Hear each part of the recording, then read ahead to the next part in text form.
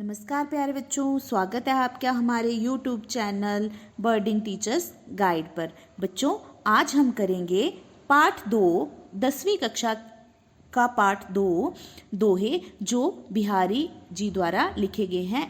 इस पाठ के प्रश्न उत्तर करेंगे आज हम। तो आइए देखते हैं इसके कुछ महत्वपूर्ण प्रश्न उत्तर। पहला प्रश्न है, छाया भी छाया कब ढूंढने लगती है? उत्तर, जेठ के महीने में बहुत अधिक गर्मी पड़ती है। उस समय ऐसा लगता है जैसे चारों ओर अंगारे बरस रहे हों। गर्मी की ऐसी भयंकरता को देखकर लगता है कि शायद छाया भी छाया की तलाश में है, और इस समय छाया या तो घने जंगलों में होती है या घरों के अंदर होती है।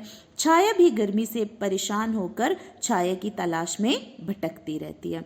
यहाँ पर कवि जो हैं उन्होंने जून के महीने में पड़ने वाली गर्मी के बारे में बताया कि जून के महीने में इतनी अधिक गर्मी होती है, इतनी ज़्यादा गर्मी होती है कि ऐसा लगता है उस समय कि चारों ओर अंगारे बरस रहे हों, आग के गोले बरस रहे हों। इस तरह की भयंकर गर्मी होती है, और इस भयंकरता को देखकर ही ऐसा लगता है कि जो छाया है वह भी छाया की तलाश में है, वह भी छाया ढूंढ रही है छिपने के लिए। तो इस समय यहाँ पे कहने का मतलब ये है कि जो छाया है, इतनी अधिक गर्मी है, तो इस समय जो छाया है वो हमें या तो घर के अंदर मिलेगी या तो फिर घने जंगलों में हमें मिलेगी, क्योंकि गर्मी जो है बहुत अधिक है, जिस कारण छाया जो है वह भी गर्मी से परेशान होकर छिपना चाहती है। अर्थात इस समय जो छाया है वह घर के अंदर मिलेगी या तो घने जंगलों में मिलेगी।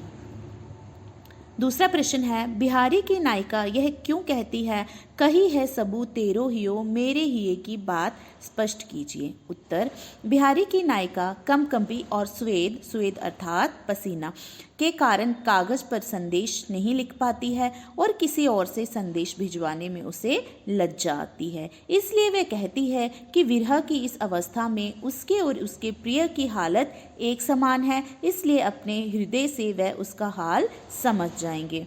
तो यहाँ पे जो बिहारी की नायिका है वो अपने प्रिय को संदेश लिखना चाहती है, अपने प्रिय को संदेश भिजवाना चाहती है, लेकिन कंपकंपी और स्वेद के कारण वे संदेश नहीं लिख पाती है और किसी और से संदेश लिखवाने में या भिजवाने में उसे लज्जा आती है, शर्म आती है। इसलिए वह कहती है कि हम दोनों की हालत, मतलब मेरी और मेरे प्रिय की हालत जो है एक जैसी है और एक समान है, एक जैसी है। वह भी हम दोनों विरह की अवस्था में हैं, इसलिए जो मेरे प्रिय है वो अपने हृदय से ही मेरा हाल जो है समझ जाएंगे, ऐसा नायिका कह रही है। तीसरा प्रश्न है, सच्चे मन में राम बसते हैं दोहे के संदर्भानुसार स्पष्ट कीजिए? उत्तर, बिहारी का कहना है कि माला जपने और तिलक लगाने जैसे बाहरी आडंबरों से किसी को ईश्वर की प्राप्ति नहीं होती। जिस व्यक्ति का हृदय ईर्ष्या, छल, कपट, वासना आदि से मुक्त और स्वच्छ होता है, उसी के मन में ईश्वर का वास होता है। यहाँ पर कवि कह रहे हैं कि हाथ में माला लेकर जपने से, ईश्वर का नाम जपने से, या माथे पर तिलक लगाने से, या बाहरी दिखावे करने से हमें ईश्वर की प्राप्ति नहीं होती है।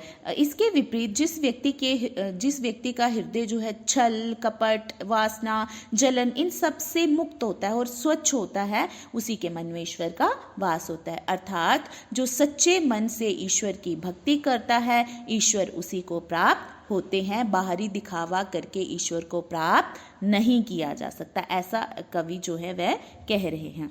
प्रश्न 4, गोपियाँ श्री कृष्ण की बांसुरी क्यों छिपा लेती हैं? उत्तर, गोपियाँ श्री कृष्ण से बातें करना चाहती हैं और कृष्ण को रिझाना चाहती हैं, परंतु श्री कृष्ण जी को अपनी बांसुरी बेहद प्रिय है, वे सदैव उसमें ही व्यस्त रहते हैं। इसलिए उनका ध्यान अपनी ओर आकर्षित करने के लिए, उनसे प्रेमपूर्ण बातचीत करने के लिए गोपियाँ श्री कृष्ण की बांसुरी छिपा देती हैं। यहाँ पे कवि ने बताया है कि जो गोपियाँ हैं वो श्री कृष्ण से बातें करना चाहती हैं, उनको रिझाना चाहती हैं, तो उनको अपनी ओर आकर्षित करना चाहते हैं, लेकिन श्री कृष्ण जो है उनको अपनी बांसुरी जो है बहुत ज़्यादा प्रिय है, बहुत प्यारी है, और वह उसी में व्यस्त रहते हैं। तो गोपियाँ जो हैं वो श्री कृष्ण से बात करने के लिए, उनका ध्यान अपनी ओर आकर्षित करने के लिए जो गोपियाँ हैं वो श्री कृष्ण की बांसुरी को छिपा देती हैं, ताकि श्री कृष्ण का ध्यान जो है उनकी ओर आकर्षित हो। 5वां प्रश्न है, बिहारी कवि ने सभी की उपस्थिति में भी कैसी बात की जा सकती है, इसका वर्णन किस प्रकार किया है? उत्तर, बिहारी ने बताया है कि सभी की उपस्थिति में भी सांकेतिक माध्यम से बात की जा सकती है। नायक आंख के संकेत से नायिका को कुछ कहता है और नायिका आंख के संकेत से ही मना कर देती है। नायिका के मना करने से के सरस ढंग पर नायक संकेत से प्रसन्नता व्यक्त करता है तो नायिका झूठी खींच व्यक्त करती है। थोड़ी ही देर में पुनः उनकी आंखें मिलती हैं तो दोनों खिल उठते हैं और लज्जा जाते हैं। इस प्रकार नायक और नायिका सभी की उपस्थिति में भी बात कर लेते हैं और किसी को पता भी नहीं चलता। तो यहाँ पे बिहारी ने बताया है कि सभी की उपस्थिति में हम सांकेतिक माध्यम से भी बात कर सकते हैं। उन्होंने और इसका वर्णन उन्होंने अपने एक दोहे में किया है जिसमें नायक जो है वो आंखों के इशारे से, आंखों के माध्यम से नायिका को कुछ कहता है और नायिका जो है आंखों के माध्यम से ही उसे मना कर देती है। फिर नायिका के मना करने का ढंग इतना अच्छा होता है कि नायक प्रसन्न हो जाता है और नायिका झूठी खींच दिखाती है और थोड़ी ही देर बाद जब उन दोनों की आंखें मिलती हैं तो दोनों खिल उठते हैं और लज्जा भी जाते हैं। तो इस प्रकार से कवि ने बताया है कि नायिका और नायिका सभी की उपस्थिति में बातचीत कर लेते हैं और किसी को पता भी नहीं चलता। ये कवि बिहारी ने अपने दोहे में बताया हुआ, इसका वर्णन किया हुआ है। तो यहाँ पे कवि ने बताया है कि सांकेतिक माध्यम से भी आंखों में बातचीत की जा सकती है। इसका इन्होंने अपने एक दोहे में वर्णन किया है जो नायक और नायिका नायक और नायिका के बीच आंखों में होने वाली बातचीत का वर्णन उन्होंने अपने दोहे में किया है। तो बच्चों, ये थे इसके कुछ महत्वपूर्ण प्रश्न उत्तर, इस पाठ के कुछ महत्वपूर्ण प्रश्न उत्तर। मुझे आशा है कि आपको अच्छे से समझ में आ गए होंगे। आई होप इससे आपको बहुत मदद मिलेगी। धन्यवाद।